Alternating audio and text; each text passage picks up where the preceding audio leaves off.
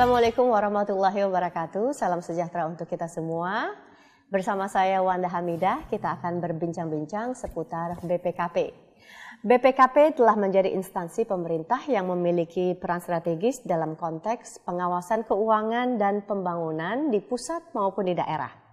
Sebagai auditor intern pemerintah yang langsung bertanggung jawab kepada Presiden, BPKP terus mengawal implementasi SPIP atau pengendalian intern, manajemen resiko, dan pengendalian korupsi.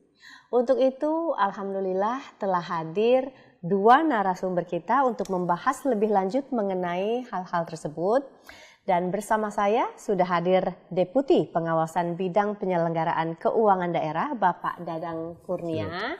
Halo Pak, selamat siang. Selamat siang. Dan juga sudah hadir di sini Ibu yang cantik, Ibu Agustina Arumsari, Deputi Bidang Investigasi. Selamat siang, Mbak. Selamat siang Bapak dan Ibu Deputi, semoga semuanya sehat. Amin. Alhamdulillah. Oke. Nah, sebagai pertanyaan introduction, bisakah Bapak dan Ibu Deputi menjelaskan peran dan layanan apa yang selama ini sudah dilakukan di lingkup kedeputian Bapak dan Ibu? Mulai dari Pak Dadang ya. Saya dulu ya. Oke, baik. silakan Terima Pak. kasih Mbak Wanda bisa ketemu kembali. Alhamdulillah. Berbincang mengenai sharing BPKP Ya. Sebelum ke substansi kedeputian kami, barangkali saya ingin coba jelaskan dulu bahwa di BPKP secara substansi ada di level-level eselon satunya ada sekretaris utama, ada deputi 1, 2, 3, 4, 5. Nah, biar gampangnya gitu. Saya kebetulan di deputi 3. Deputi Penyelenggaraan Keuangan Daerah. Kalau Bu Sari di Deputi 5, investigasi. Nah, terkait dengan bidang tugas di Deputi Pengawasan Penyelenggaraan Keuangan Daerah, kami bermitra tentu saja dalam pengertian penugasan-penugasannya bagaimana membangun good governance di pemerintahan daerah. Intinya itu barangkali. Nah, penugasan-penugasan kami ada bisa dibagi dalam dua klaster besar. Dalam pengertian konsultasi, consulting, sama assurance. Assurance itu, kalau consulting itu pendampingan-pendampingan seperti apa. Kalau assurance lebih ke bagaimana mengalukan evaluasi. Kalau ke daerah itu dana DAK seperti apa, pemanfaatannya seperti apa. Nah, tapi fokusnya memang lebih banyak ke consulting. Antara lain kami dalam konteks sistem pengendalian intern pemerintah, untuk penyelenggaraan keuangan daerahnya sendiri kami mengembangkan, banyak membantu mendampingi teman-teman Pemda di dalam rangka peningkatan kualitas pengelolaan keuangan misalkan. Sehingga mungkin bahwa ada pengalaman di DPRD DKI ya.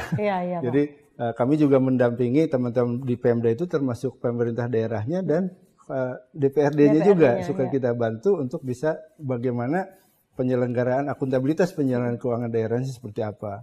Termasuk juga kami mengembangkan satu sistem implementasi konkret dari sistem pengendalian intern tersebut. Kita mengembangkan aplikasi namanya SIMDA, Sistem Pengelolaan Manajemen Keuangan Daerah.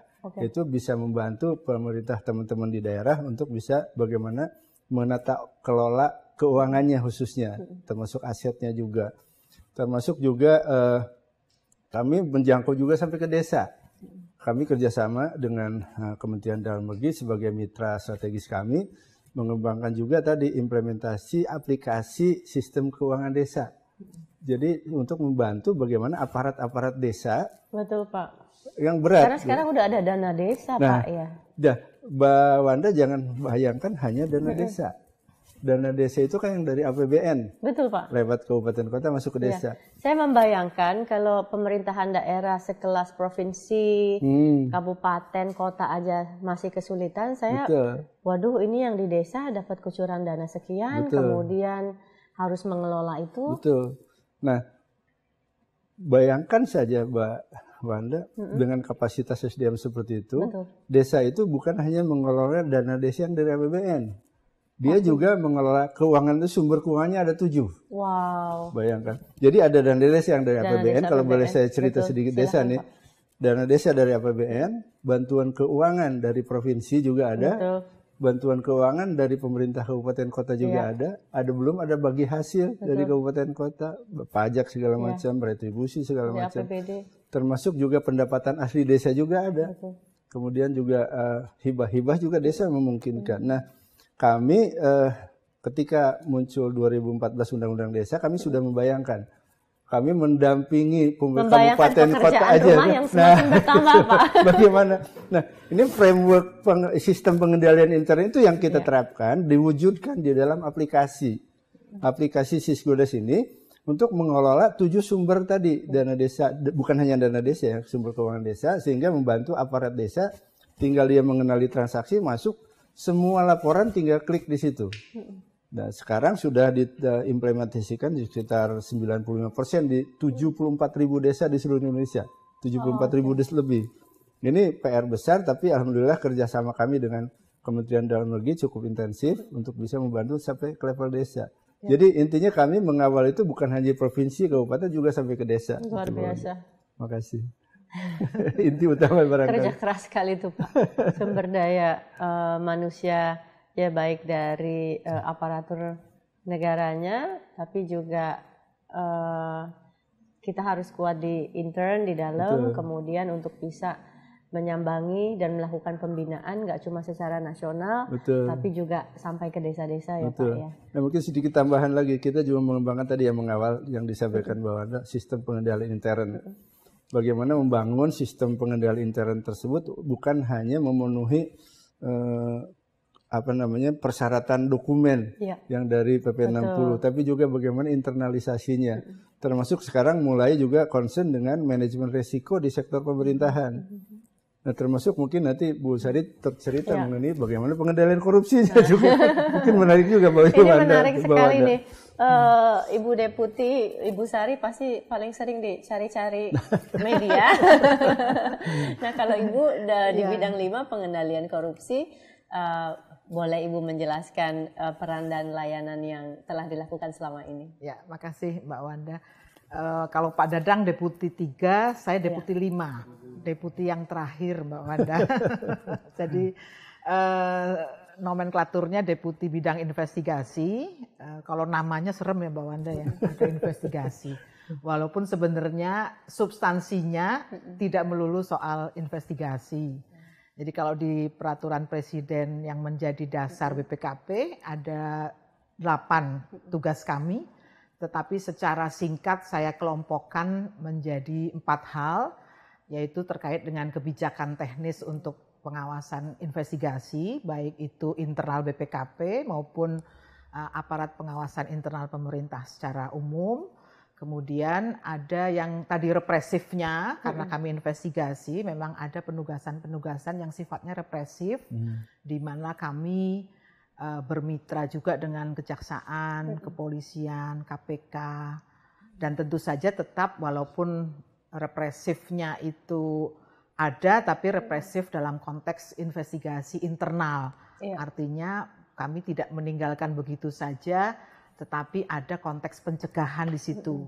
Nah, itu juga kami bermitra dengan seluruh kementerian, lembaga, pemerintah daerah untuk membangun bersama-sama dengan kedeputian yang lain membangun pengendalian internal, tetapi lebih spesifik tentang pengendalian korupsi.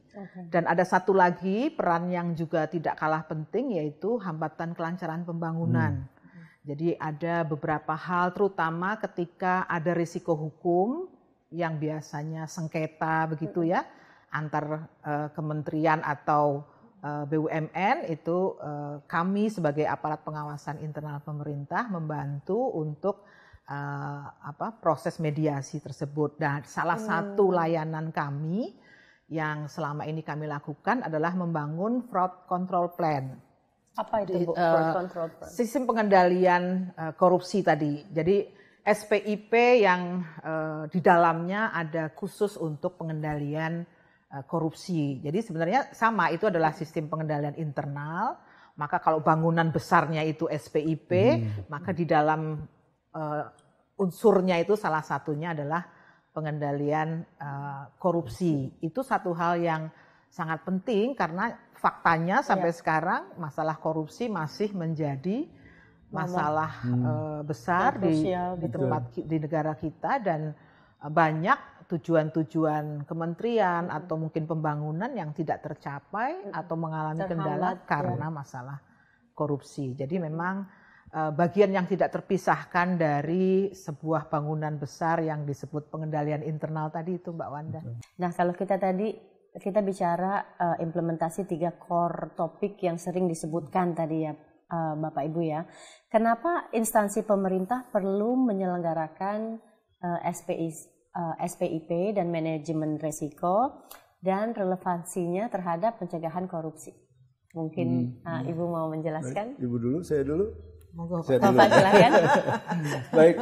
Nah, mungkin gini, Mbak Wanda, konstruksinya. Kita mengembangkan sistem pengendalian intern pemerintah tersebut ya. Bagaimana membangun infrastrukturnya seperti apa. Kita sudah mencoba mengarahkan memang infrastruktur seperti apa supaya pengendalian internnya kuat. Mungkin sedikit cerita, kenapa sih perlu pengendalian intern? Nah, kalau boleh saya cerita sedikit. Silakan, Pak. Yang bahasa sehari-harinya. Waktu Mbak Wanda menuju ke BPKP, kan tahu tujuannya kemana? Yes. Kan ke BPKP, dari rumah ke BPKP misalkan. Itu kan tujuan jelas, mau ke BPKP. Tapi Mbak Wanda juga harus memperhatikan risiko apa di perjalanan ke situ. Risikonya apakah ada ban bocor apa tidak nanti kan di perjalanan. Apakah mungkin ada kemacetan di mana, sehingga harus memperhatikan itu. Mitigasi risiko itu apa? Berarti mobil harus siap ban serep misalkan. Kunci rodanya harus ada juga. Ban serep siap tapi nggak ada kunci roda. Nah, itu yang dimaksud dengan sistem pengendalian. Lihat Google Maps ya Pak, kalau ada banjir di mana gitu, atau Waze gitu. Itu saya lihat tools. Nah, itu sistem pengendalian intern supaya bisa meyakinkan bahwa kita mencapai tujuan dengan aman. Nah, tapi di perjalanan mungkin risiko tetap aja ada yang tidak terkendali. Betul. Nah, kita sudah memanage, tapi mungkin ada residual risk, istilah kita residual risk. Nah, kalau di aspek pemerintahan, barangkali tadi kita sudah jagain seperti apa pengendaliannya, kemudian manajemen risiko. Ternyata memang ternyata case masih ada juga. Iya, betul. Berarti ada istilah kami residual risk. Nah, mungkin itu yang diupayakan oleh Bu Deputi 5 nih. Gimana supaya residual risknya tadi semakin mengkecil, residual risknya itu lebih bagus. Nah, di samping itu juga ada peran lain di pemerintahan ini adalah peran dari inspektorat. Kalau istilah kita APIP, aparat pengawasan intern pemerintah, yang sehari-hari ada di instansi pemerintah. Betul. Nah, ini berarti harus kuat juga dia supaya bisa memberikan early warning system ke pemerintahan. Itu barangkali secara umum. Iya. Bagaimana kaitannya? Sari mau menambahkan? Yang khusus beliau. Ya. Memang masalah korupsi itu sampai sekarang kan masih menjadi masalah ya, dan menjadi salah satu hambatan utama sebenarnya dalam mencapai tujuan bernegara kita ya. Kita tahulah akhir-akhir ini juga masih banyak masalah korupsi ya. Dan ada tadi Pak Deputi mengatakan residual risk, ada faktor risiko yang memang kadang-kadang tidak terelakkan ya. Secara naturally memang ada faktor manusia di situ. Semua orang rasanya punya risiko-risiko ya. Kalau saya boleh potong sebentar Bu, residual risk ini kan misalnya kalau di bahasa hukum itu misalnya ada keadaan yang mungkin terjadi sesuatu karena ketidaktahuan atau karena force major gitu ya, atau mungkin terjadi sesuatu tapi karena niat bulat untuk memang dengan niat yang tidak baik memang menginginkan itu terjadi, itu gimana?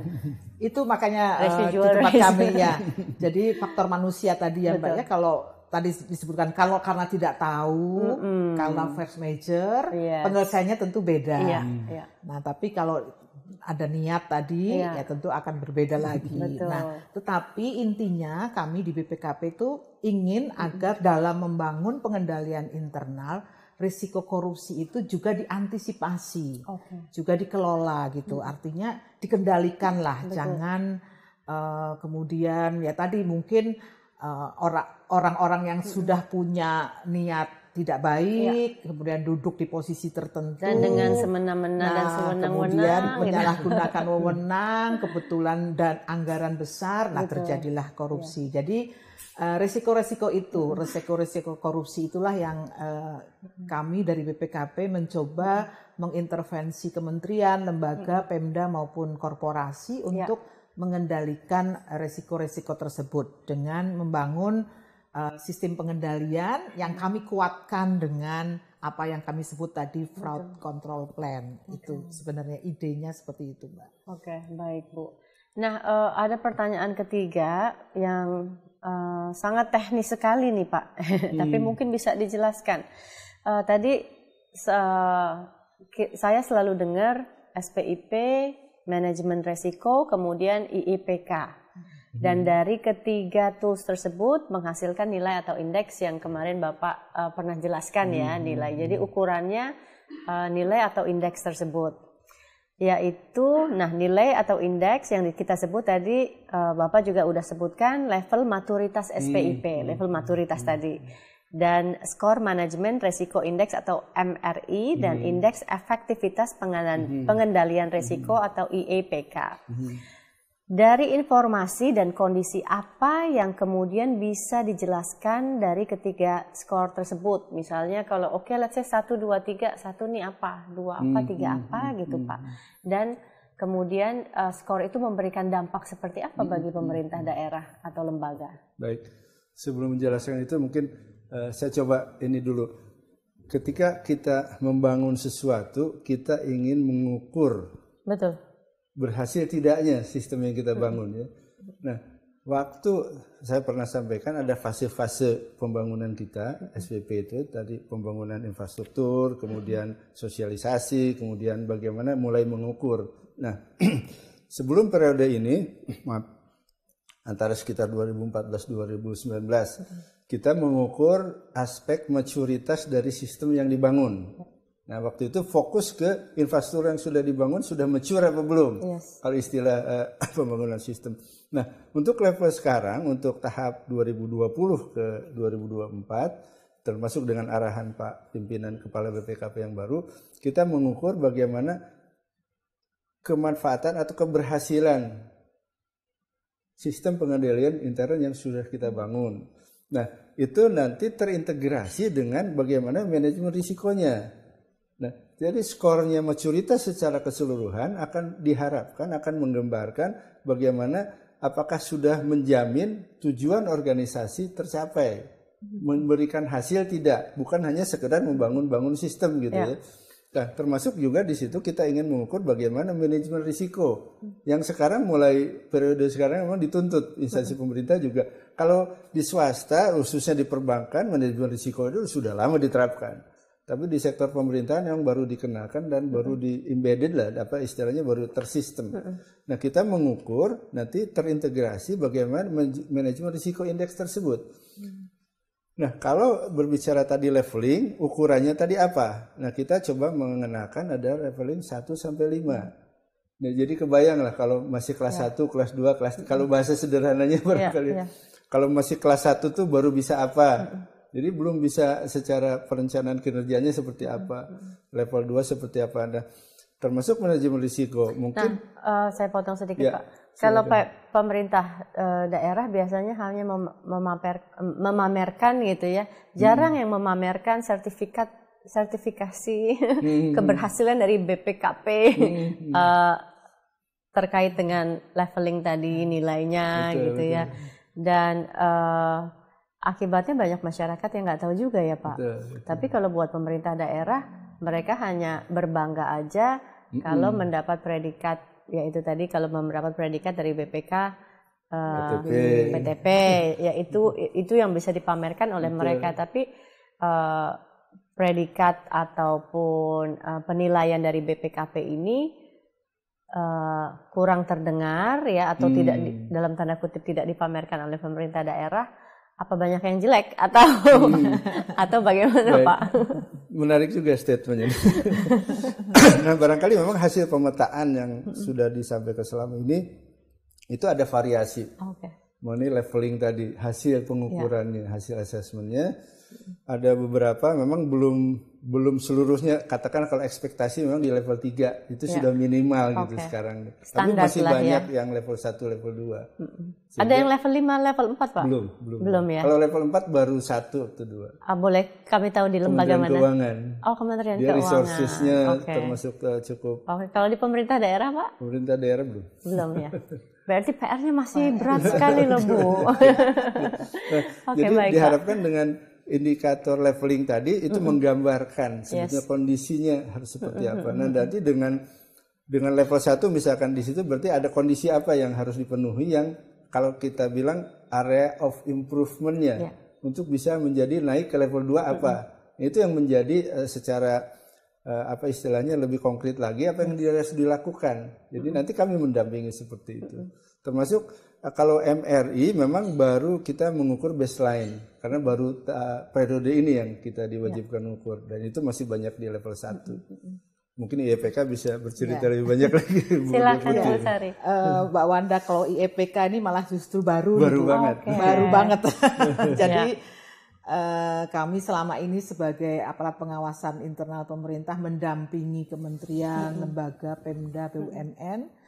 Tapi kami nggak pernah mengukur kan sejauh mana sih sebenarnya yang kita dampingi itu sudah melakukan upaya-upaya maksimal belum, sudah terkendali belum, sudah ada upaya-upaya untuk mencegah belum. Nah, oleh karena itu kami coba membangun, baru tahun ini nih memang Mbak Wanda, kita coba membangun sebuah indeks yang kita sebut indeks efektivitas pengendalian korupsi, yang nantinya itu menjadi salah satu parameter ketika mengukur maturitas SPIP. Jadi ada di dalam SPIP sebenarnya itu. Nah, dari indeks itu sebenarnya kita lebih kepada, mungkin berbeda dengan indeks persepsi korupsi yang mungkin Mbak Wanda sudah lebih dikenal ya, karena itu mengukur persepsi. Nah, kalau kita bicaranya itu sistemnya sebenarnya assess dan assist gitu. Jadi assess itu hanya langkah awal atau mungkin langkah periodiknya nanti untuk mengukur kembali setelah beberapa waktu. Tapi yang utama adalah angka indeks ini nanti memberikan sebuah peta jalan lah. Tadi di dalam area of improvement yang nanti akan kita rekomendasikan kepada kementerian, lembaga, Pemda dan sebagainya itu, di dalamnya ada peta jalan untuk memperbaiki indeks efektivitas pengendalian korupsi yang kalau kita nilai, oh ini belum efektif, ternyata APIP-nya itu belum paham betul apa itu korupsi, misalnya begitu. Ternyata perangkatnya itu belum ada unit organisasinya misalnya. Ya, itu ada dalam indikator yang nanti kami nilai, assess pertama. Nanti itu semua memberikan sebuah peta jalan bagaimana selanjutnya kami mengassist. Jadi kami mendampingi agar kementerian, lembaga, Pemda itu secara terus-menerus melakukan upaya-upaya pengendalian korupsi. Kita harus ingat bahwa ini nggak bisa seperti nilai, Ibu ya, nilai satu yang akan diberikan seterusnya. Karena organisasi itu dinamis, mungkin sekarang ada CPNS baru, lalu yang dulu eselon 2 menjadi eselon 1 dan seterusnya, maka itu secara terus-menerus harus dan kepemimpinan lembaga atau daerah yang berganti-ganti mempengaruhi juga ya Bu ya? Karena unsur utama adalah kalau dalam sisi korupsi itu adalah tone at the top lah gitu ya. Bagaimana leader di situ memang memberi pengaruh kepada organisasi untuk mengendalikan korupsi. Dan itu kan berganti-ganti ya Mbak Wanda ya. Jadi nggak bisa seperti sekali kita akses sudah berlaku seterusnya gitu. Tapi terus-menerus, dan yang paling penting sebenarnya adalah di sisi asisnya tadi itu. Kita tahu apa yang persis dibutuhkan oleh kementerian lembaga itu dalam mengelola korupsi. Katakanlah misalnya ketika APIP-nya sudah bagus, mereka sudah memiliki perangkat untuk mengendalikan korupsi, awareness mereka sudah bagus, kan kita nggak perlu terlalu banyak resource ke situ kan. Kita tinggal membangun sisi lain yang masih kurang. Nah itu sebenarnya angka indeks itu memberikan kita guidance lah secara objektif. Oh mereka itu masih kurang di sini, masih perlu ditingkatkan di sini dan seterusnya. Jadi mungkin bukan penilaian seperti IPK gitu ya, korupsi di sini nilainya sekian dan sebagainya. Gitu. Saya ingin bertanya ke Ibu Sari, kalau selama ini Ibu melihat hambatan yang terbesar dalam pengendalian korupsi, contohnya misalnya apakah hambatan alam? Artinya gini. Semakin, kalau menurut saya semakin jauh suatu daerah ya, jauh dari pusat kota, jauh dari sorotan, kondisi geografis, kemudian jauh dari listrik, teknologi, semakin besar potensi korupsi, maksudnya artinya kan nggak ada informasi ya mengenai daerah tersebut, atau kemudian semakin mungkin yang APBD-nya semakin besar gitu, atau ada yang kecil tapi jauh seperti Papua kan kondisi kita ekonomi geografis seluruh Indonesia ini kan berbeda-beda, ada yang kaya raya gitu ya, provinsinya kaya raya tapi jauh sekali, aksesnya mungkin jauh karena jalanan medannya berat sekali, tapi ada juga yang kepulauan yang miskin, dananya kecil, atau ada yang dananya besar tapi jauh, atau seperti di pusat kota DKI Jakarta yang APBD-nya luar biasa paling besar misalnya gitu. Jadi kondisi-kondisi seperti apa yang menjadi hambatan buat Ibu? Ya, kalau dari sisi pertanyaannya risiko itu memang kalau semakin besar anggaran tentu risiko semakin besar ya, karena ya tadi uangnya banyak kan otomatis risikonya besar. Kalau dari sisi hambatan adalah kami melihat selama ini memang tone at the top tadi itu yang masih sangat dominan. Kalau di pemerintah daerah itu sangat dominan. Ketika leadernya komit, dia membuat sebuah organisasi itu anti korupsi. Dalam tanda kutip mungkin leadernya juga nggak minta apa-apa gitu ya kepada level-level di bawahnya, maka biasanya kalau seperti itu terkendali. Tapi begitu nanti ganti mungkin ya biasanya kita petakan ganti rejim, kemudian ada hal-hal yang mungkin mendorong seseorang itu untuk ya mengambil katakanlah misalnya biaya politik memang yang cukup besar ketika untuk menjabat, maka ada resiko-resiko seperti itu. Jadi memang itu dinamis Mbak. Kita terus biasanya setiap kami selesai itu kita petakan biasanya nih. Ini daerah-daerah ada tertentu. Ini nggak Bu, ada pattern nggak kalau menjelang pilkada, pilpres? Wah, semakin dana yang diperlukan semakin banyak. Sudah bisa dibaca. Ini kayaknya ya kan biasanya ada pattern seperti itu. Wah, kami harus curiga ini. Misalnya daerah sini sebentar lagi pilkada gitu. Wah, kita harus ketat di sini gitu ya Bu. Ada Bu, memang seperti itu kita lihat. Dan kalau di kementerian, di lembaga Pemda seperti itu. Kalau di BUMN biasanya kalau masa direksi nih, sudah mulai dia posisinya sekian tahun, nah itu harus kita lihat lebih detail gitu. Itu seperti itu. Jadi bukan hanya instansi pemerintah saja Pak Wanda. Bu Deputi Ya, ini juga masuk ke BUMN. Betul, BUMN. Intermezzo nih Bu, BUMN.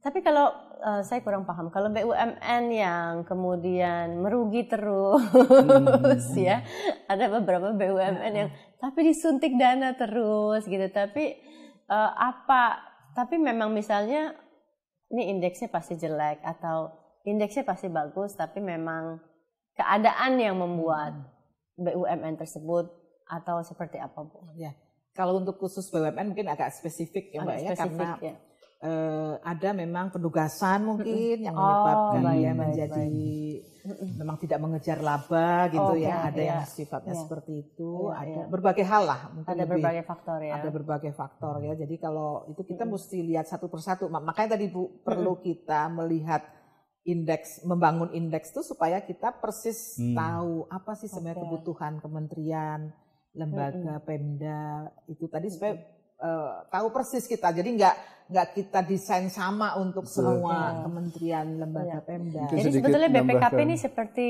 dokter ya Bu ya. Jadi harus mendeteksi satu-satu sebelum mengobati kan. Ini yang sakit di sebelah mana nih, jangan sampai salah.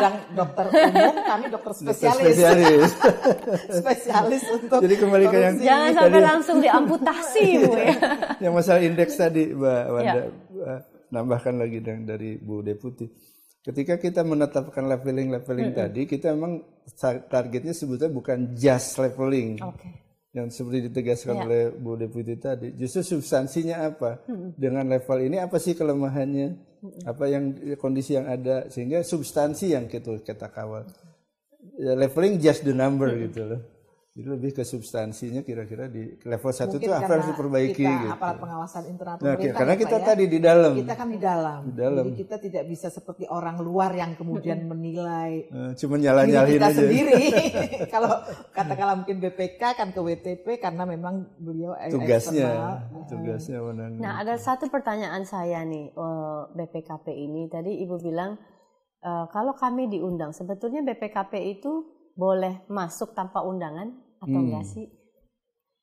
Ya, siapa yang mau menjawab, Pak Dadang atau Ibu Sari? Nah, mungkin dari aspek kami keuangan daerah, tergantung penugasannya Bu tadi.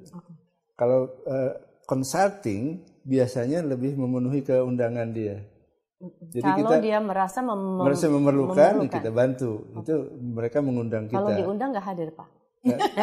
Kalau nggak diundang nggak hadir. Tergantung. Tadi kalau menurut kita kira-kira ada kelemahannya, kita tadi pendekatannya sosialisasi dulu, membangun awareness. Nah kalau itu nggak perlu diundang, kami deketin begini-gini. Tapi untuk pendalamannya mau dibantu apa enggak gitu, kan seperti itu. Ada yang pernah menolak, Pak? Enggak sih juga. Enggak secara kasar ya. Mungkin secara halus gitu. Tapi kalau untuk Pemda it's a must gitu ya, suatu keharusan kah? Untuk Maksudnya kan mereka harus menjalankan SPIP tadi Oh ya. iya, karena tadi di PP 60 kan kewajiban sebetulnya. Iya. Tapi ketika kita mengassist, ya, mau dibantu apa enggak gitu. Karena kewajiban ada di mereka. Kita hanya mendorong awareness tadi. Seperti itu. Iya, baik. Walaupun kita memang juga ada inisiatif untuk tadi menjadi piloting mana, tapi harus mutual memang. Karena kalau dia resisten kan kita nggak bisa maksain juga, tidak akan sukses nanti misinya. Seperti itu mungkin. Nggak tahu kalau kayak dokter tadi. Nah, kayak dokter tadi. Analognya. Kalau orangnya nggak mau diperiksa, sudah kita kasih tahu, sudah ini, tapi dia merasa enggak saya sehat aja. Enggak saya ini aja. Dikasih obatnya, dikasih obat nggak diminum. Taruh aja. Mungkin masuk penjara Bu ya. Itu kalau di ya, tempat yang kami worst. memang diundang tidak diundang kita harus Bisa masuk. Hanya masalahnya karena keterbatasan SDM dan mungkin ada prioritas-prioritas dari pemerintah sendiri. Nah itu yang kadang-kadang kita agak ini lebih dulu dilihat itu seperti itu. Tapi intinya sebenarnya kita harus namanya pengendalian korupsi kan kita harus lihat semua ya Bu ya. Cuma tadi itu kadang-kadang nggak karena kami harus mengatur alokasi sumber daya sehingga ini dulu, ini nanti dan seterusnya lah itu seperti itu. Oke, ada satu pertanyaan selama ini BPK atau maksudnya saya ingin Bapak atau Ibu bisa menjelaskan gitu perbedaan yang lebih signifikan lagi antara BPK dan BPKP ya Pak ya, karena terus terang kalau masyarakat ini sepertinya jarang atau tidak familiar dengan BPKP gitu. Fungsi yang sangat berbeda ini perbedaannya ada di mana aja Pak? Mungkin perbedaan utama adalah fungsi dari peran lah kalau boleh saya bilang. BPK itu adalah eksternalnya pemerintah. Ya, eksternalnya pemerintah, beliau punya tanggung jawab untuk memeriksa pemerintah. Kalau BPKP adalah aparat dari pemerintah di dalam, sehingga kita lebih ke istilahnya kita mendampingi membangun, kemudian nanti BPK melihat, ngecek dia seperti apa kondisi yang sudah dibangun tersebut. Dan kami itu adalah bagian pemerintah, BPKP sendiri melapor ke presiden. Kalau BPK kan tidak, jadi setara dengan presiden kan, seperti itu fungsi perbedaan utamanya, seperti itu. Nah kalau aspek investigatif mungkin seperti apa bisa aja tuh beda. Ya memang kalau kami kalau dalam hal investigasi mungkin ada yang katakanlah nih, ini karena sudah rame ya kemarin waktu Jiwasraya. Biasanya yang menarik itu kan kami internal auditor dulu ngecek karena memang ada problem di situ. Kami memberikan rekomendasi lalu bersama mendampingi Kementerian BUMN melakukan upaya-upaya untuk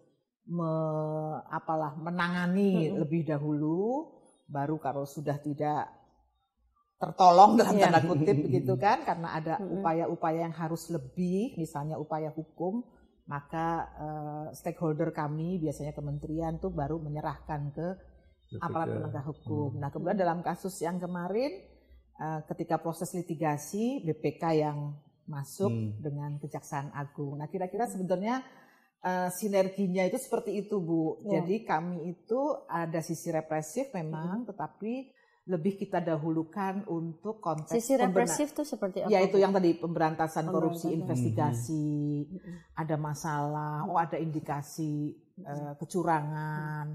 Nah, itu kita dampingi dulu sebenarnya untuk perbaikan. Kalau memang belum terlalu dieksekusi berat. Nah, tapi mungkin ada hal-hal tertentu seperti mungkin yang tadi saya jelaskan, contoh lah itu ya, itu sudah ini sudah terlalu berat, kerugiannya sudah terlalu dalam, tidak ada pilihan lain selain melakukan upaya hukum yang lebih daripada upaya administratif. Nah, itu baru dalam konteks itu Kementerian BUMN yang menyerahkan. Beberapa kasus yang kami tangani biasanya seperti itu, Bu. Kadang-kadang gubernur yang mengambil inisiatif, ini harus dilaporkan ke aparat penegak hukum atau bupati gitu, atau pihak tertentu gitu. Itu seperti itu. Oke. Nah, kalau investigasi itu Ibu melihat potensi korupsi, kemudian Ibu masuk atau Ibu menunggu? Maksudnya artinya, udah korupsi baru diinvestigasi. Iya. Kalau melihat potensi, kita maju dengan pencegahan, Bu. Yes. Jadi kalau berarti kalau divisi Ibu, ya misalnya kayak kemarin kita lihat, ini masalah investasi di BUMN ternyata bermasalah. Kita cek, audit dulu, tapi auditnya untuk mengetahui gimana sih kondisinya. Lalu kita dampingi dalam konteks perbaikan tata kelola untuk investasi, misalnya begitu. Nah, itu seperti itu. Jadi ada dua hal. Nah, kayak kemarin Jiwasraya, kita represif dulu, maksudnya kita audit dulu, ada upaya. Nah, sekarang kami mendampingilah Jiwasraya melakukan restrukturisasi polis, perbaikan SOP, sampai nanti direncanakan oleh pemerintah akan masuk ke IFG Live gitu. Nah, itu kita dampingi proses itu. Jadi tergantung, Bu. Tergantung. Kadang-kadang kita lihat potensi, maju dulu dengan pencegahan. Tapi kalau sudah terlanjur ada permasalahan, bisa represif. Tapi nanti setelah represif selesai, kita ikuti dengan preventifnya. Tadi dalam konteks SPIP dan pengendalian risiko IEPK, itu penting itu, karena itu menjadi hal-hal yang kita lihat kalau kita masuk melihat SPIP dan manajemen risiko, ini kayaknya ada potensi permasalahan di situ. Sehingga tadi nilai itu adalah untuk ases dan asisnya saja. Langkah selanjutnya, ini potensi ini masih bisa kita perbaiki, ayo kita perbaiki dan sebagainya. Itu dalam prakteknya seperti itu, Bu. Jadi kita sebagai internal tidak lepas tangan, Bu, bahwa ketika kita melakukan sesuatu, nanti kita lihat apa yang harus diperbaiki, nah kita dampingi terus. Gitu. Oke, baik. Pertanyaan berikutnya, tadi kita udah bicara kondisi implementasi dari SPIP, MR, ya, manajemen risiko, kemudian IEPK untuk saat ini. Nah, sekarang pertanyaan selanjutnya saya ingin bertanya strategi apa yang akan dilakukan oleh BPKP untuk meningkatkan exposure, kemudian awareness dan urgency dari ketiga produk BPKP tersebut.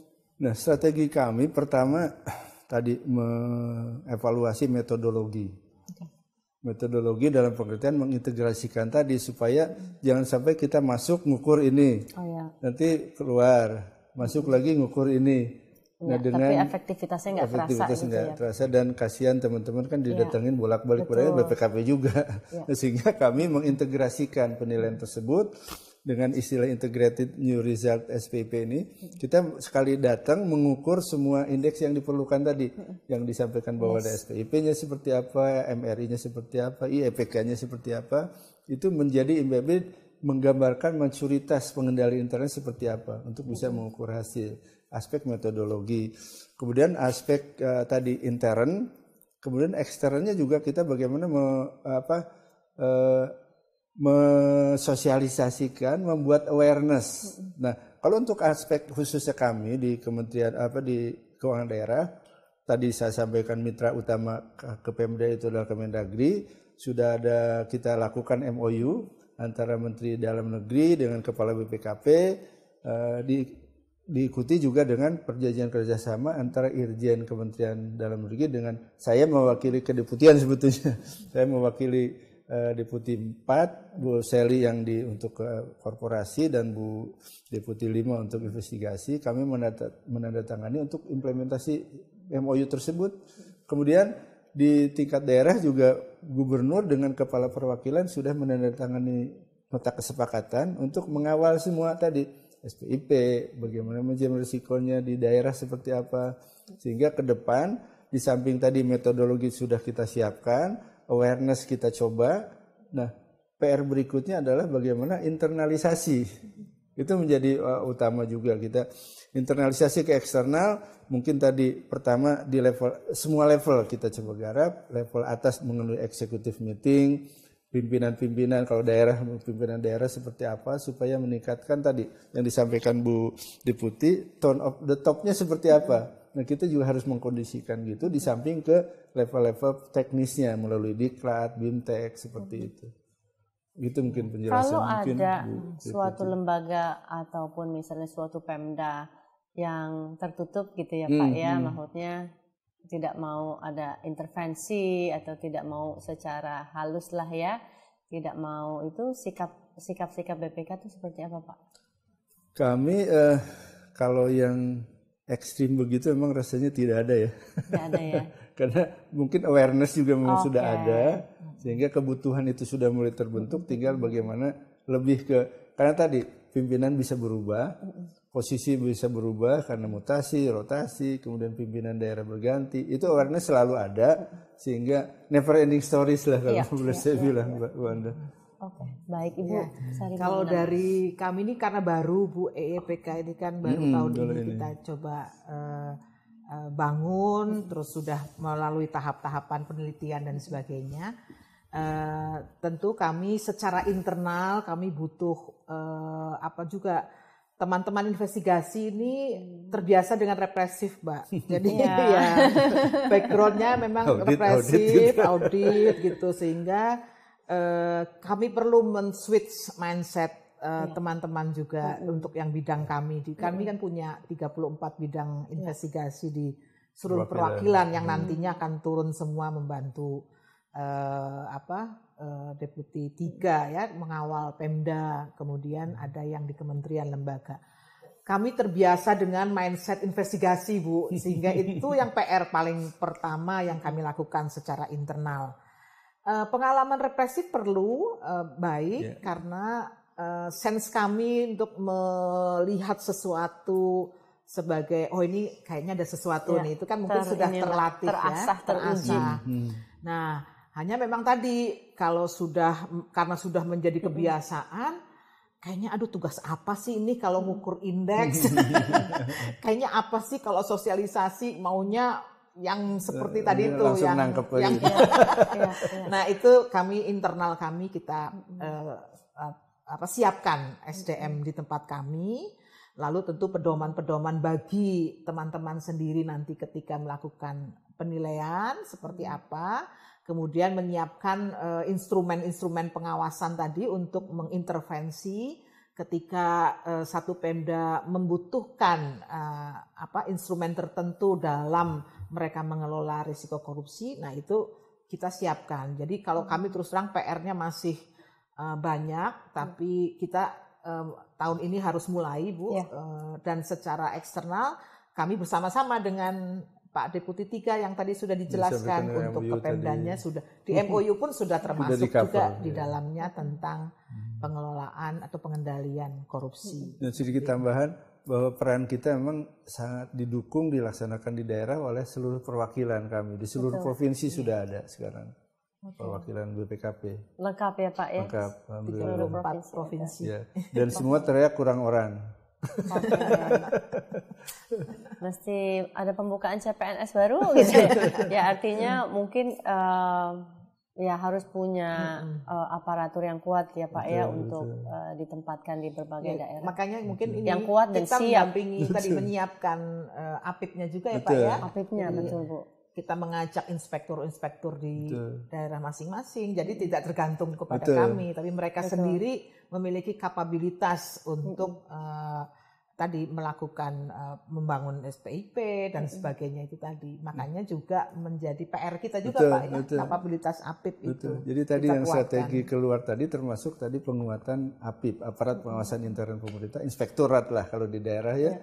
Jadi kami bekerja sama tadi dengan Kemendagri itu membangun juga aparat pengawasan intern pemerintah supaya juga kita sharing ilmu ke mereka yang ada sehari-hari di sana bisa melakukan. Betul. Sehingga kita mengkoordinasikan aja untuk yang level-level tertentu. Kecuali memang ada tadi kalau kita ada apa istilahnya dokter umumnya, ada dokter spesialis. Kalau udah bisa dilaksanakan dokter umum kan tidak harus ke spesialis kan itu. Ya. Kita laksanakan mereka dulu, kita genjot dulu. Walaupun tadi keterbatasan. Ibu Sari dokter spesialisnya. Setiap minggu kami melatih, memberikan pelatihan investigasi kepada seluruh APIP inspektorat di daerah. Setiap minggu kami membuka kelas-kelas. Mungkin ada indikator juga ya, artinya misalnya gini, semakin banyak investigasi ya semakin mestinya nggak banyak gitu ya Bu ya. Mungkin itu bisa jadi indikator juga ya. Kalau udah artinya orang tuh kalau udah investigasi pasti udah ada ya mungkin 50% gitu ya. Indikator korupsi dan lain-lain. Gitu. Oke, baik. Ada satu pertanyaan saya mungkin lebih ke untuk Ibu Sari.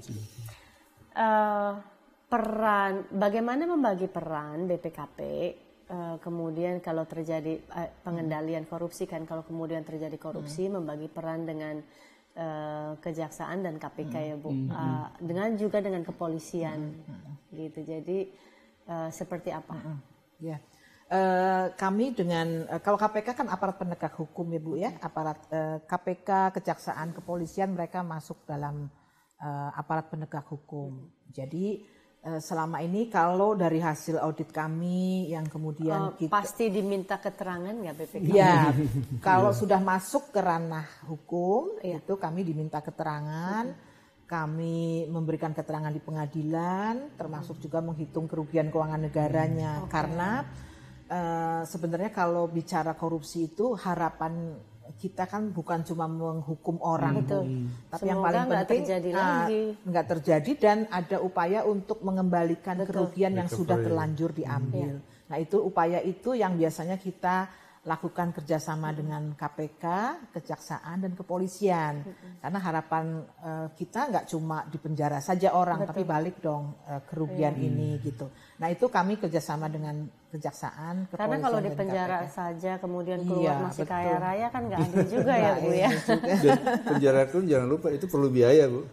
Iya biaya juga oleh negara. Bu Menteri kan begitu, Bu Menteri Keuangan. Apalagi sudah di penjara sakit, waduh. Udah merugikan negara dikasih makan oleh negara, dikasih fasilitas juga oleh negara ya baik. Seperti itu. Kami selama ini bekerja sama Bu. Baik. Mungkin segmen kita untuk hari ini aja Pak. Mungkin masih ada yang mau ditambahkan gitu, masih ada yang ingin disampaikan Pak Dadang. First Lady. Ya, kalau dari kami tentu kami sangat mengharapkan Ibu ya, ini kementerian, lembaga, Pemda ini benar-benar membangun awareness untuk pengendalian korupsi. Karena negara kita ini sedang membangun, kalau kita nggak artinya itu kan korupsi menjadi salah satu masalah yang menghambat pembangunan. Jadi harapan kami tentu kami lebih banyak bekerja di sisi pencegahan lah gitu. Yang investigasinya jangan banyak-banyak gitu, karena tadi Ibu udah bilang kalau udah turun berarti ada masalah nih gitu. Nah tentu pencegahan itu harus lebih diutamakan. Betul. Dan kami siap untuk mendampingi kementerian, lembaga, Pemda membangun sistem untuk mengendalikan korupsi ketimbang nanti kami masuk dari sisi represifnya. Apalagi sampai ada yang dipenjara dan sebagainya, itu kan sesuatu yang kami sendiri juga tidak menghendaki itu. Jadi itu mungkin yang harapan kami yang utama itu seperti itu. Baik, terima Dari kasih. aspek kami juga memperkuat tadi, Bu, kita fokus ke pencegahan dalam pengertian pembangunan sistem tadi. Kalau sistem kuat diharapkan kan prosesnya udah lebih akuntabel, sehingga kesananya bisa menghasilkan tujuannya tercapai, everybody's happy. Gitu. Iya, baik, semoga ya Bu ya. Amin. Amin, semoga pembangunan ya otomatis dampaknya nanti akan pembangunan lebih terasa. Rakyatnya semakin sejahtera dan semakin maju lagi. Amin. Baik, demikian bincang-bincang saya dengan Pak Dadang, Deputi 3 dan Ibu Sari, Deputi 5 BPKP. Saya sangat menikmati dan belajar banyak terkait peran dan layanan BPKP. Semoga Anda semua juga, terutama sehubungan dengan penyelenggaraan pengawasan intern, manajemen resiko, dan pengendalian korupsi. Saya yakin ke depan dengan perubahan lingkungan strategis akan semakin banyak tantangan dan peluang yang harus dihadapi oleh BPKP. Oleh karena itu saya berharap BPKP selalu sukses dan dapat terus memberikan kontribusi terhadap perbaikan tata kelola pemerintahan dan pengendalian di Indonesia. Terima kasih telah menyaksikan bincang-bincang kami. Wabillahi taufiq wal hidayah. Wassalamualaikum warahmatullahi wabarakatuh.